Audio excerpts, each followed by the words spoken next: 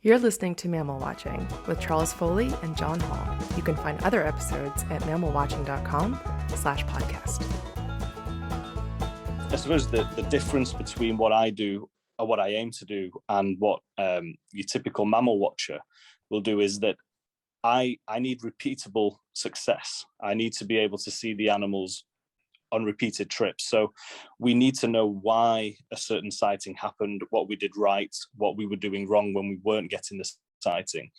And that takes a lot of time. For example, the Javan Rhino trip that we developed took us 7 or 8 trips over a number of years, all of which we weren't seeing any rhinos. And that's quite demoralizing.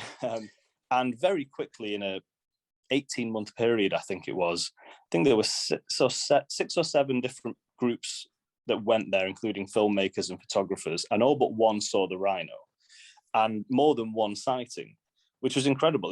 This had never happened before, that we were getting consistent and regular sightings of more than one Javan rhino. And it was the case of changing the way we did it.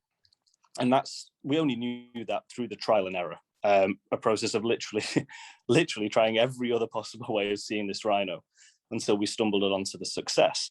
It took me 88 days at -40 to see my first tiger. And I think that was over. Wow. It was over, I think, 9 trips, I think it was. Holy. Yeah. I had told myself before the 100th day of walking this forest, I was definitely going to see a tiger.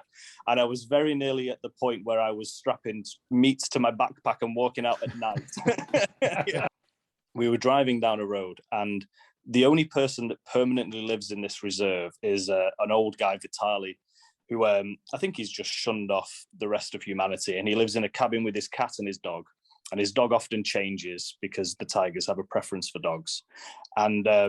And so we visit him occasionally to see if he's seen anything, and also just to give him a little bit of human contact. And as we're driving to his cabin on the road, there was a big splatter of blood and drag marks coming from his cabin to the road, across the road.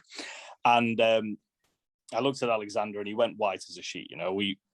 There's only 2 things here in that cabin that a tiger would kill: his dog or his friend. If you'd like to listen to the full episode, then visit mammalwatching.com/podcast.